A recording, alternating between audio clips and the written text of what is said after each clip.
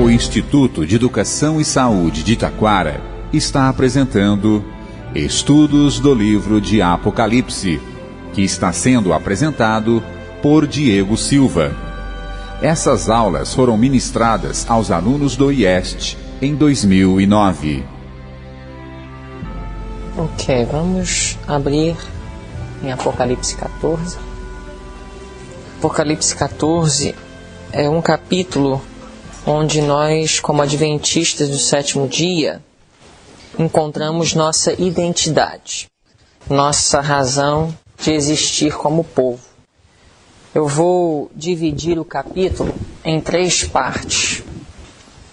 Apocalipse 14, versos 1 a 5, nós temos os 144.000, versos 6 a 12, as 3 mensagens angélicas, e versículos 13 a 19, a segunda vinda de Jesus. Um grupo especial com uma mensagem especial para um tempo especial. Hoje nós vamos falar sobre os 144.000.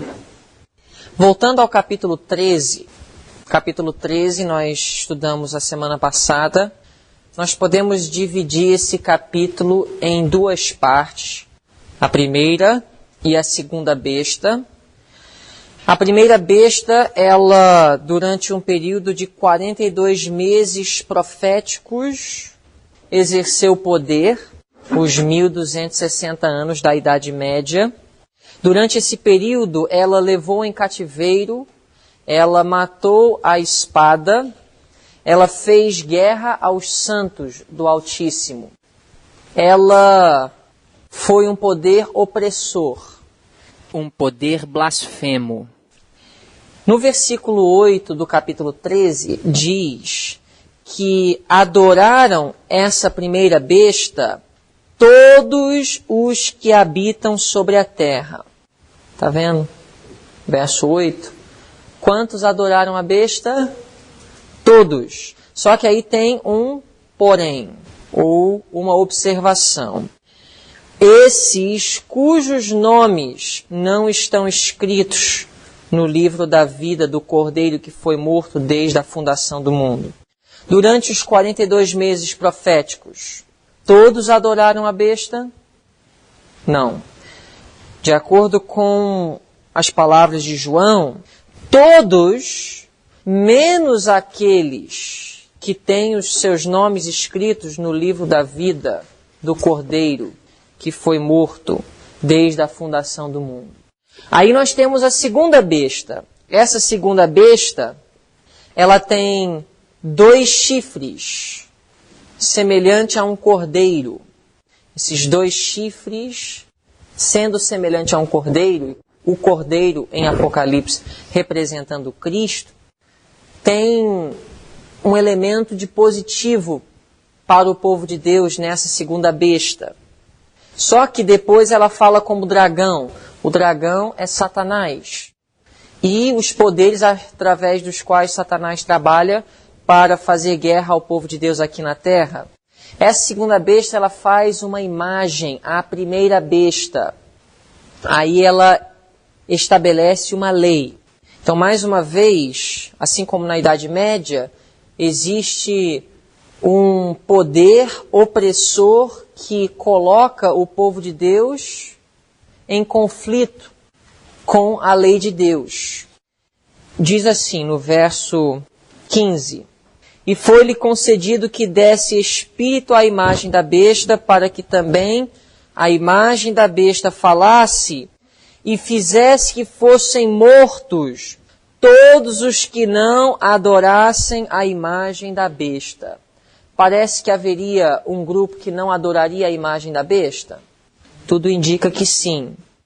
E faz a todos, pequenos e grandes, ricos e pobres, livres e servos, que lhe seja posto um sinal na sua mão ou nas suas testas. Então, foram todos que receberam esse sinal? Não, não todos. embora seja escrito todos. Por quê? Verso 17, para que ninguém possa comprar ou vender, senão aquele que tiver o sinal. Então tudo indica no capítulo 13 que nem todos adoraram a besta, que nem todos se submeteram à sua imagem, que nem todos receberam seu sinal na testa ou na mão direita. Alguns que têm o nome escrito no livro da vida do Cordeiro, que foi morto desde a fundação do mundo, não adorou a besta. Só que no capítulo 13 nós não temos nenhuma descrição desse povo. Nós não temos nenhuma menção desse povo. Então, no capítulo 14, e na realidade, se você quiser, você poderia nem dividir o conteúdo do capítulo 13 e do capítulo 14, porque é apenas um segmento. E olhei, agora a visão de João, capítulo 14, verso 1, é apontada para outra coisa, mas ainda dentro do mesmo assunto. Ele viu a imagem da besta oprimindo, estabelecendo decreto e impondo que o sinal da primeira besta fosse posto sobre as testas ou a mão direita. E aí o João olhou e eis que estava o Cordeiro sobre o monte Sião, e com ele 144.000, que em suas testas tinha escrito o nome de seu Pai. O Cordeiro, nós sabemos, é Cristo. João capítulo 1, verso 29, Apocalipse 5, 6, 1 de Pedro 1, 19, não há dúvidas que no livro de Apocalipse e na Bíblia um cordeiro representa Jesus. Então, depois de ter contemplado essa cena de opressão, perseguição, imposição da parte dos inimigos de Deus, as atividades de Satanás aqui na terra para alcançar os seus objetivos, aí a visão de João o leva para contemplar Cristo no Monte Sião. Agora, baseado naquele princípio de interpretação profética, depois de Deus ter rejeitado a nação judaica como seu povo, agora quando nós vemos Israel ou qualquer coisa relacionada com Israel, nós estamos, a partir do ano 34, olhando para um símbolo. Israel espiritual. Nós passamos do literal, local, e agora estamos contemplando o espiritual global. Não estamos agora falando sobre Israel literal. Então aqui João vê o Cordeiro sobre o Monte Sião. Vamos entender o Monte Sião. Vamos abrir em Zacarias 8:3. Zacarias 8:3 diz assim: Assim diz o Senhor, voltarei para Sião e habitarei no monte de Jerusalém. Então, Sião é o quê? No Antigo Testamento, considerando o literal local, quando falava de Sião, o que estava se referindo? Jerusalém.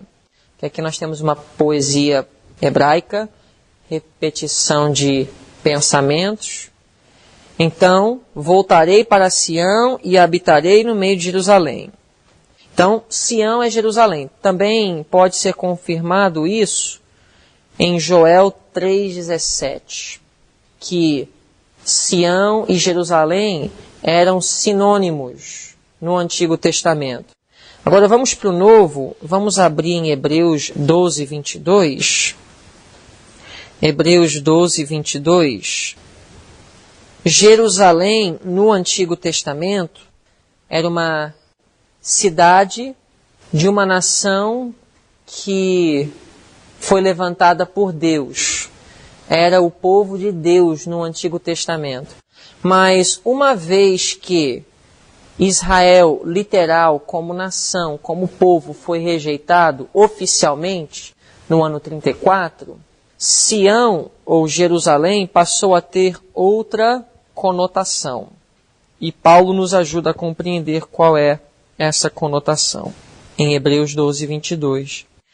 Mas chegaste ao monte Sião, e à cidade do Deus vivo, a Jerusalém o quê?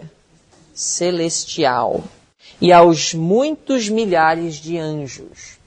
E no Apocalipse, quando nós estudarmos Apocalipse 21, nós vamos falar sobre a Jerusalém celestial, a cidade do Deus vivo.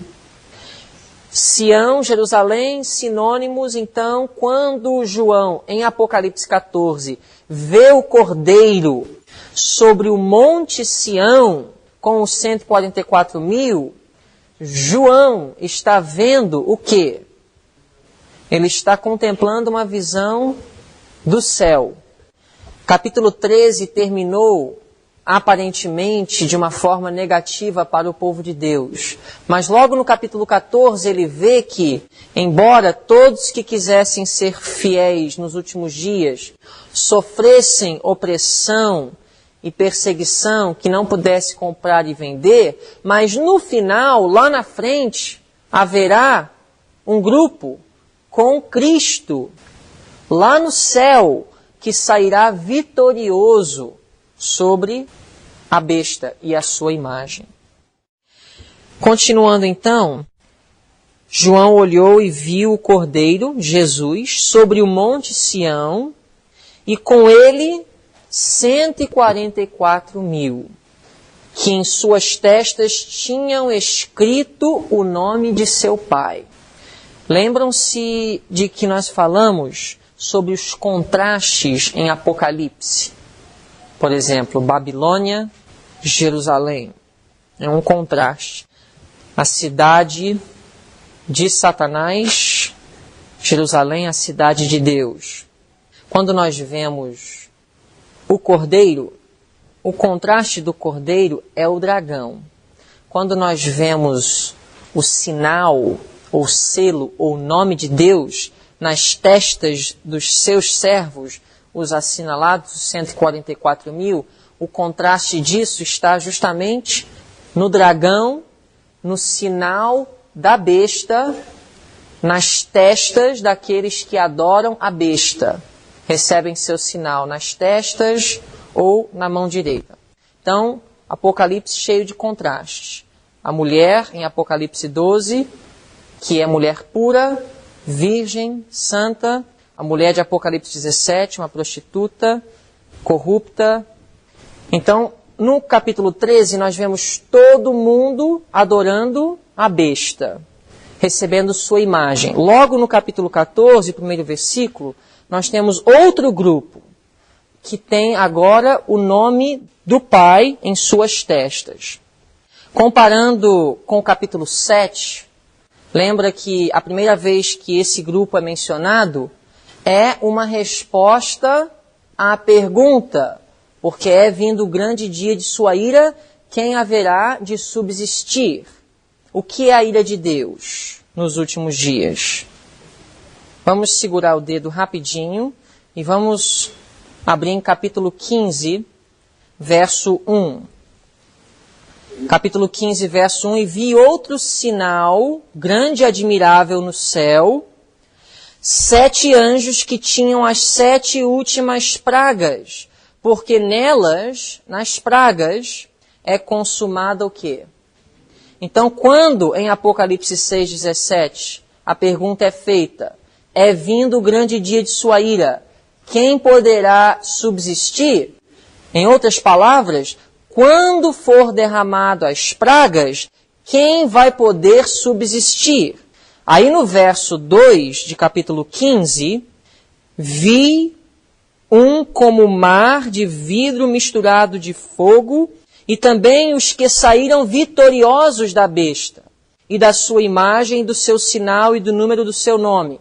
Então, quem vai poder subsistir às pragas, à ira de Deus? Aqueles que saírem vitoriosos sobre a besta, sobre sua imagem, sobre o seu nome. Então, não fica dúvida que, assim como os 144 mil no capítulo 7, são aqueles que vão subsistir a ira, as 7 pragas, no capítulo 14, os 144 mil são aqueles que vão sair vitoriosos sobre a besta, sobre sua imagem, seu nome, e vão, portanto, escapar à ira de Deus. Ficou claro isso? O nome do Pai nas testas. Vamos analisar esse ponto. No Antigo Testamento, nós aprendemos isso no livro de Daniel. O que um nome representava? Vocês lembram que nós estudamos isso no livro de Daniel? Uma citação de profetas e reis. Alguém lembra o que representava o nome de um indivíduo? Os traços de caráter que os pais desejavam ver em seus filhos. Então, quando a mãe de Daniel colocou o nome Daniel, o desejo dela é que um dia esse jovem fosse um jovem que colocaria Deus como juiz de sua vida. Então, o nome de Daniel revelava não seu caráter, mas o caráter que a mãe queria que ele desenvolvesse. E nem sempre o nome de uma pessoa correspondia com a realidade de seu caráter, mas muitas vezes sim, no caso de Daniel, perfeitamente. Vamos abrir em Êxodo, capítulo 33. É um dos melhores textos para nós compreendermos com o que o nome de Deus está relacionado. Êxodo 33, 19. Aqui nós temos uma resposta a uma pergunta ou uma solicitação de Moisés. Rogo-te que me mostres a tua glória. Deus vai responder à solicitação de Moisés, que pediu que ele visse a glória de Deus. Porém ele disse, eu farei passar toda a minha bondade por diante de ti. E proclamarei o quê? O nome do Senhor diante de ti. Então, Deus proclamar o seu nome diante de Moisés estava relacionado com o quê? Sua bondade passar diante de Moisés. Sua glória ser revelada a Moisés. Aí no capítulo 34, verso 6, vai descrever o próprio acontecimento. Diz assim, passando, pois, o Senhor perante ele, Moisés, clamou, o Senhor Deus. Então, primeiro, o nome. Aí vem o caráter. Misericordioso e piedoso, tardio em irar-se e grande em beneficência e verdade. Nesse texto nós temos todo o caráter de Deus resumido. Ele é misericórdia, mas ele também é justiça. Esse caráter se revela no plano da salvação. Deus ele não somente perdoa o homem, mas ele também protege sua justiça diante do universo. Ele não apenas perdoou o homem, ele também pagou o preço pelo perdão do homem. Ou seja, Deus é justificador do pecador, mas também é justo. Lembra daquele texto que nós estudamos em Romanos? Então, nós temos aqui o caráter de Deus, misericórdia e justiça, uma perfeita mistura.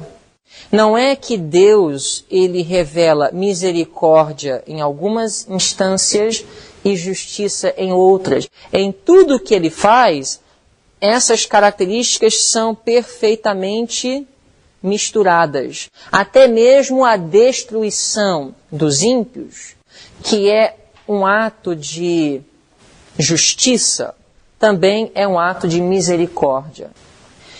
E mesmo a salvação dos redimidos, embora pareça ser um ato de misericórdia, também é um ato de justiça, pois Jesus morreu para garantir que a justiça de Deus fosse preservada diante do universo observador. Então o nome de Deus está relacionado com o caráter de Deus. Por que nós dizemos que o selo de Deus é o sábado. Além de termos textos em Ezequiel que revela o sábado como sinal de Deus, mas também somente no sábado nós encontramos o nome, a identidade de Deus. É o único mandamento da lei de Deus que revela sua identidade. Ok?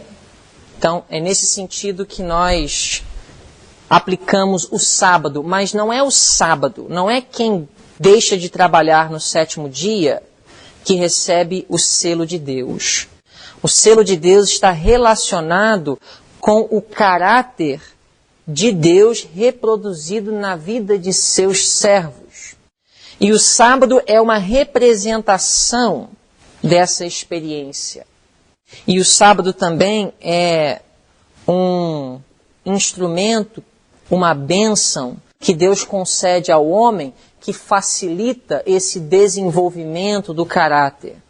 E outra coisa, pelo sábado ser a questão decisiva no conflito final entre Deus e Satanás aqui na terra, quem permanecer fiel a este mandamento, que será a questão de conflito decisiva na batalha final, isso vai ser uma demonstração de submissão e lealdade a Deus. Então, por isso, ele pode selar aqueles que continuam demonstrando fidelidade ao verdadeiro dia de guarda, porque agora não é mais uma questão de guardar o sábado porque é conveniente. Agora, guardar o sábado é um sinal de lealdade a Deus. É uma demonstração que os seus servos reconhecem que eles pertencem somente a Deus. Hoje, ninguém tem o selo de Deus.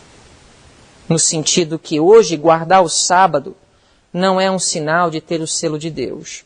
Porque se eu guardo o sábado em um país de paz e liberdade, isso não é uma demonstração de fidelidade. Embora muitos que já tiveram que guardar o sábado em meio de situações severamente difíceis, demonstraram que se fossem provados em situações piores, demonstrariam aquela mesma lealdade. Muitos pais de famílias perderam empregos, sem muita perspectiva de como iriam sustentar seus filhos por causa do sábado. E essa demonstração de fidelidade é uma prova que, em meio de consequências mais severas, eles demonstrariam essa mesma fidelidade. Então, por este motivo também, o sábado está relacionado com o selo de Deus. Mas a essência do selo ou do nome de Deus escrito na testa, a testa sendo o quê? A mente e o caráter é composto de quê? Pensamentos e sentimentos, ou seja, é o caráter, a imagem de Cristo restaurado em minha vida. Essa é a essência do selo de Deus. Quando Jesus voltar, 2 grupos vivos na terra. Aqueles que receberam o selo de Deus e aqueles que recebem o sinal da besta. 2 caráteres revelados. E hoje nós estamos apenas tomando decisões que ou estão nos preparando para receber o selo de Deus, ou que estão nos preparando para receber o sinal da besta. Não existe, na realidade, meio termo. Se hoje eu estou rejeitando luz, se hoje eu estou demonstrando rebelião contra o governo de Deus em qualquer aspecto de seus reclamos em minha vida, isso é uma demonstração que, quando vier a prova final, eu não demonstrarei fidelidade a Ele. Se hoje, em coisas pequenas, eu não tenho submissão a Ele, quando o sábado for uma questão decisiva, eu não vou ter disposição de o guardar em meio de perder minha própria vida. Então hoje, dependendo de como nós reagimos quando a luz de Deus brilha em nosso caminho, isso já está dando para o universo espectador um vislumbre de nosso caráter e como nós reagiremos em meio à prova final. Ananias, Misael e Azarias eles foram capazes de ficar em pé quando a estátua de ouro de Nabucodonosor estava levantada e ele exigiu adoração a ela, porque eles, durante sua vida, tinham cultivado hábitos de submissão e fidelidade a Deus. Daniel capítulo 1, o fato deles não quererem comprometer os princípios de Deus, nem no que diz respeito à sua alimentação, era uma prova de que em meio de testes mais consequentes, eles permaneceriam fiéis. Então tenham certeza, se hoje você ainda está lutando com aceitar ou não a vontade de Deus em relação à música, se é que você realmente está convicto, porque às vezes leva tempo para nós estudarmos e compreendermos a vontade de Deus. Mas se a vontade de Deus já ficou clara sobre a sua alimentação, ou sobre o seu vestuário, ou sobre o seu entretenimento, ou sobre o que você deve fazer com o seu futuro, você ainda está em lutas porque a sua vontade é mais importante, os seus gostos, seus desejos, suas inclinações têm mais prioridade do que a vontade de Deus, isso é um sinal que, em meio de um decreto de morte, você jamais estaria com aqueles 3 jovens em pé diante de uma fornalha de fogo. E é isso que Apocalipse 14 nos apresenta sobre os 144.000. No verso 2 fala, e ouvi uma voz do céu como a voz de muitas águas e como a voz de um grande trovão. E ouvi uma voz de harpistas que tocavam as suas harpas. Esse é o mesmo grupo de Apocalipse 15 que obtiveram vitória sobre a besta e o seu sinal. Porque diz no verso 2 de capítulo 15, tinham as harpas de Deus. Tocavam as suas harpas e cantavam um cântico novo diante do trono. Comparando isso com o capítulo 15, verso 3, cantavam o cântico de Moisés, servo de Deus, e o cântico do Cordeiro. Vamos entender o que é o cântico de Moisés e o cântico do Cordeiro, e o que isso tem a ver com os 144.000. Vamos falar sobre o cântico de Moisés e o cântico do Cordeiro. Para entender o cântico de Moisés, Êxodo capítulo 15.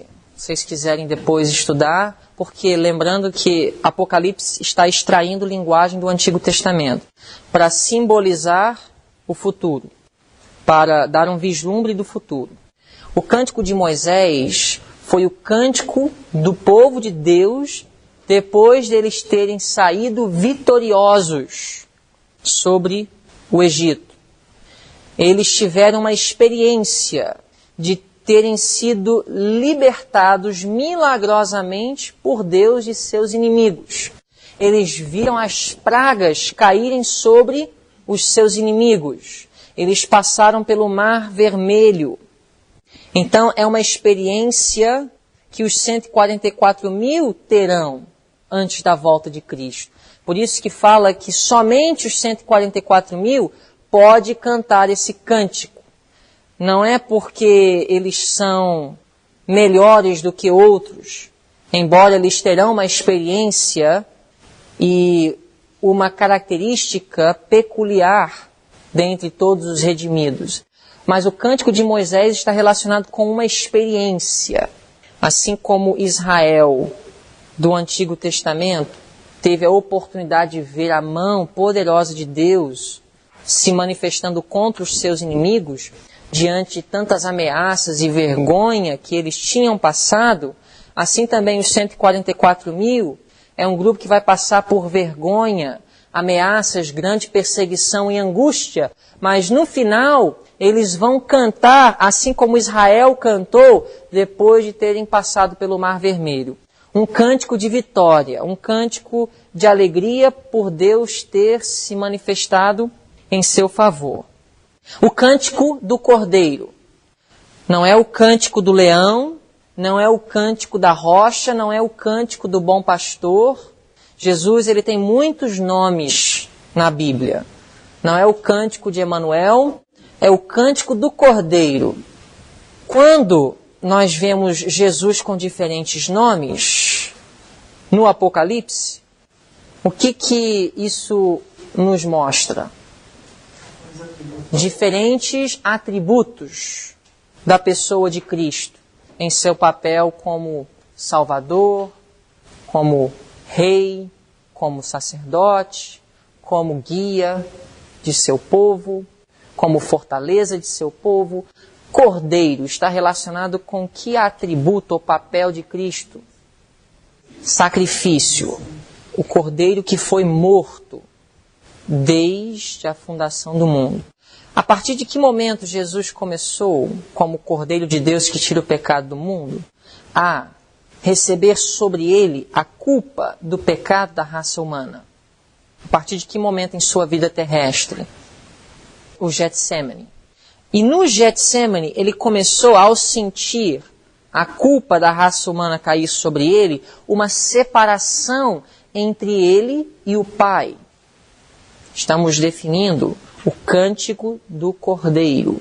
Cântico está relacionado com uma experiência.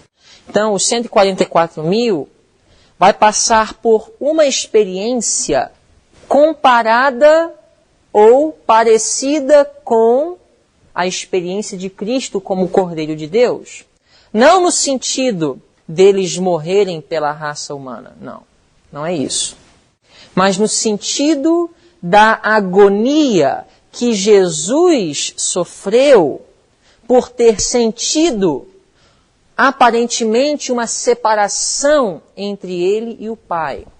Quando na cruz, Jesus expressou: meu Pai, por que me desamparaste?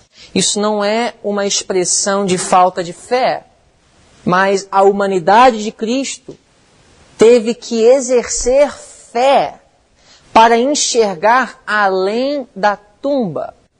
Isso nos é dito em Desejado. Jesus teve que exercer fé, porque aos olhos humanos tudo estava obscuro naquele dia. Então o cântico do Cordeiro está relacionado com o tempo de angústia de Jacó. Embora os 144.000 tenham toda a evidência que Deus está de seu lado, eles ainda passarão por uma angústia, porque eles sentirão uma separação entre eles e Deus. Eles sentirão, ao olhar para o mundo ao seu redor, que o Espírito de Deus destituiu a terra. Eles serão envergonhados, assim como Cristo foi envergonhado. E eles terão que olhar com os olhos da fé além do tempo de angústia para a volta de Cristo. Então essa é a experiência dos 144.000. O tempo de angústia de Jacó. Agora, na Bíblia nós não temos nenhuma referência direta entre os 144.000 e Jacó. Não existe. O tempo de angústia de Jacó é mencionado em Jeremias. Mas vamos lembrar da experiência de Jacó para ver se nós conseguimos conectar Jacó com os 144.000, porque é no espírito de profecia que nós encontramos essa ligação entre a angústia de Jacó, a noite de ter lutado com o anjo, com a experiência dos 144.000 durante o derramamento das pragas.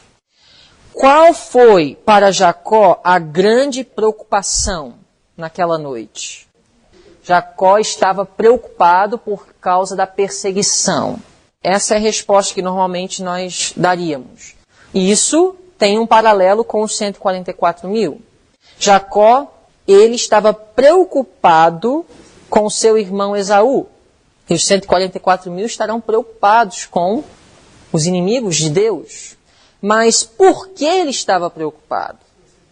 Ele estava preocupado que seus pecados tivessem sido verdadeiramente confessados, todos, e perdoados. Porque Jacó bem sabia que ele só poderia reclamar a proteção de Deus e a bênção de Deus se ele tivesse com todos os seus pecados confessados e perdoados. Um pecado conhecido, não confessado e arrependido, Ele não poderia se sentir seguro, abençoado por Deus, na confrontação com Esaú, seu irmão. Embora Jacó tivesse passado por uma experiência tão boa com Deus, durante sua vida ele viu as evidências do perdão de Deus, da aceitação de Deus, a escada que ligava o céu e a terra, os anjos de Deus subindo e descendo, a mão de Deus sobre ele em seu trabalho para o seu sogro Labão, e todas as bênçãos que ele adquiriu, materiais. Jacó tinha toda a evidência que Deus estava ao seu lado. Assim também os 144.000 teriam todas as evidências de que Deus está de seu lado. Mas mesmo assim, em meio daquela escuridão, é difícil não passar por uma angústia, de não passar por um momento de sondar o coração, para ter a certeza de que tudo está bem com Deus. O próprio Cristo, quando ele exclamou, meu Pai, por que me desamparaste? Aquilo era uma expressão, Pai meu, o meu sacrifício vai ser aceito? Eu saí vitorioso mesmo? Embora alguns dias depois ele tinha falado para os seus discípulos que o príncipe desse século vem a mim e nada encontra em mim. Embora ele tinha essa certeza, mas em meio da escuridão que rodeou a cruz, o próprio Cristo, em sua humanidade, passou por uma angústia. E essa é a angústia de Jacó, a angústia dos 144.000. Não é falta de fé, não é dúvida do poder de Deus, mas a humanidade olha para o visível. E quando olhamos para o visível, tudo indica que algo está errado. Então, é uma angústia para ter certeza que sim, estamos bem com Deus. Deus está do nosso lado. E que tudo foi feito de acordo com sua vontade para que suas promessas e suas bênçãos possam ser reclamadas, sua proteção. Essa é a angústia de Jacó, o cântico do Cordeiro, a experiência dos 144.000. Vamos então voltar a Apocalipse 14 e ver o verso 3. E cantavam um cântico novo diante do trono. E cantar um cântico está relacionado com uma experiência. E diante dos 4 animais e dos anciãos. E ninguém podia aprender aquele cântico, senão os 144.000 que foram comprados da terra. Essa expressão comprados da terra está relacionado com o fato deles serem transladados por ocasião da vinda de Cristo. Pode-se comparar com 1 de Tessalonicenses 4,17, o arrebatamento, não secreto, mas que vai acontecer quando Jesus voltar. Eles serão comprados ou retirados da terra.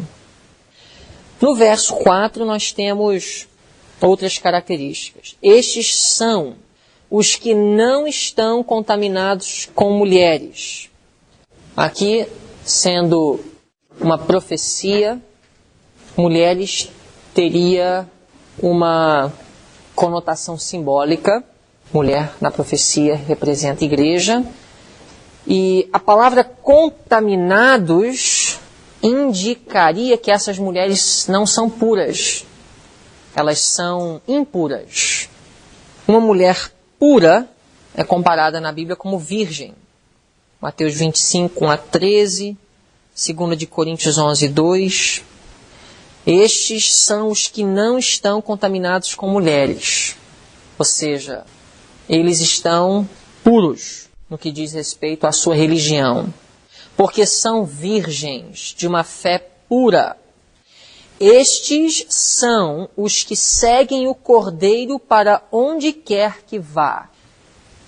Existe dúvida se este segue o Cordeiro para onde quer que vá está relacionado com sua experiência na terra ou depois de sua transladação. Independentemente de como se entende, a aplicação poderia ser feita que eles aqui na terra seguem o Cordeiro para onde quer que vá. Embora pode até estar se referindo mesmo à sua experiência na terra. Ou seja, independentemente das consequências, eles estão dispostos a seguir o Cordeiro.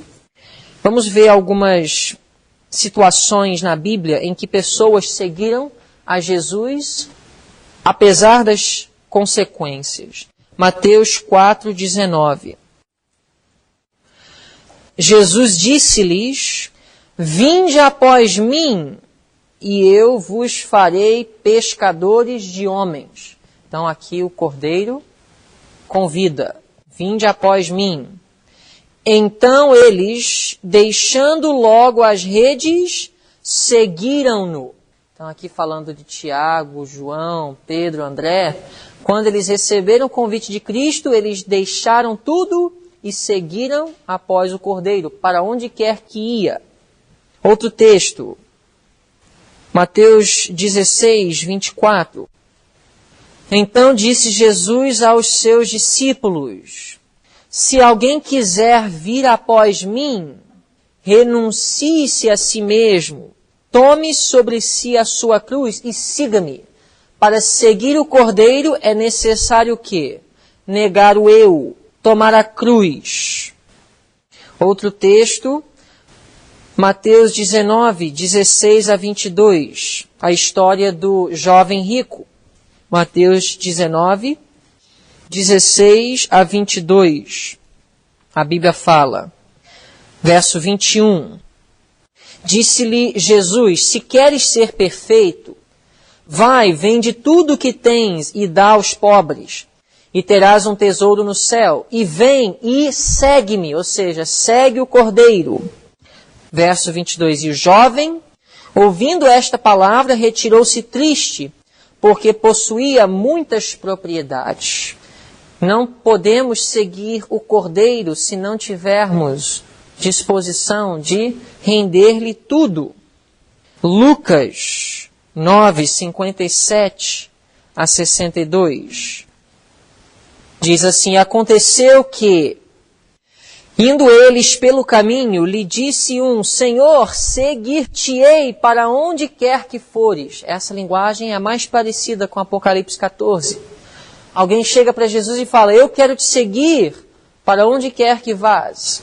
Qual foi a resposta de Cristo? E disse-lhe Jesus: as raposas têm covis e as aves dos céus ninhos, mas o Filho do Homem não tem onde reclinar a cabeça. Quem segue o Cordeiro para onde quer que vá não está preocupado com bens materiais, não está preocupado com status ou posição. Ele reconhece que o Filho do Homem não veio para esta terra para conceder às pessoas bênçãos temporais. E disse a outro: segue-me. Mas ele respondeu: Senhor, deixa que primeiro eu vá a enterrar meu pai. Quem for seguir a Jesus para onde quer que vá, não está sobrecarregado com as preocupações do mundo, as preocupações seculares. Mas Jesus lhe observou: deixa aos mortos enterrar os seus mortos. Porém, tu vai e anuncia o reino de Deus. Disse também outro: Senhor, eu te seguirei, mas deixa-me despedir primeiro dos que estão em minha família, minha casa. Aquele que segue Jesus para onde quer que vá, ele não coloca família como mais importante do que Deus. A família é importante em nossas vidas, mas se ela for tão importante que lealdade a ela nos coloca em conflito com os reclamos de Deus em nossas vidas, não somos dignos dele e não seguimos o Cordeiro para onde quer que vá. E Jesus lhe disse: ninguém que lança mão do arado e olha para trás é apto para o reino de Deus. Aquele que segue a Jesus, o Cordeiro, para onde quer que vá, não fica olhando para trás como a mulher de Ló, mas segue para frente, rumo a Canaã celestial. Estes são os que dentre os homens foram comprados como primícias para Deus e para o Cordeiro. Primícias. Primícias, no contexto de agricultura, pode significar primeiro ou melhor em qualidade. Primícias. Nesse contexto, os 144 mil não são os primeiros, no sentido de ordem, em relação à redenção. Mas são primícias no sentido que essa qualidade é especial de redimidos.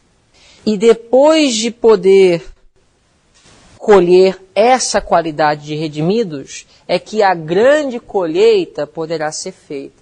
Porque os 144 mil farão uma demonstração que vai, uma vez para sempre, refutar e lançar por terra as acusações de Satanás de que a lei de Deus não pode ser guardada. Então, Martinho Lutero e Guilherme Müller e Raabe e Nabucodonosor, essas pessoas que morreram, embora ainda até um certo grau no paganismo, poderão ser ressuscitadas porque viveram em harmonia com a luz que tiveram. E Deus vai apontar para os 144 mil como a evidência de que, se essas pessoas que morreram ainda transgredindo a lei por ignorância, com sua sinceridade, se tivessem vivido com as circunstâncias e as condições favoráveis sob as quais os 144 mil viverão, o poder da chuva serôdia e aquela luz que iluminará a terra com a glória de Deus, eles também teriam a mesma experiência. Nesse sentido, os 144 mil são primícias. Nesse sentido, a purificação do santuário no céu depende da purificação do santuário, ou templo, ou povo de Deus na terra. E por essa razão, Jesus não poderia ter voltado antes de 1844, antes que fosse feita essa demonstração. E por isso, Jesus ainda não voltou, embora estamos no ano de 2009. Ou seja, a demonstração que Deus vai fazer durante o tempo de angústia de Jacó, uma demonstração na qual Deus terá um povo aqui na terra que viverá sem pecado, na presença de um Deus santo, sem intercessor, essa demonstração é necessária para eliminar uma vez para sempre qualquer dúvida que porventura venha a existir na mente dos seres não caídos quanto à justiça de Deus em salvar aqueles que morreram ainda na escuridão do paganismo. O que faz com que eles sejam redimidos? Viveram em harmonia com a luz que tiveram. E a demonstração dos 144 mil é garantia de sua salvação. Assim como as primícias é a garantia de uma colheita maior no contexto de agricultura. E na sua boca não se achou engano, porque são irrepreensíveis diante do trono de Deus.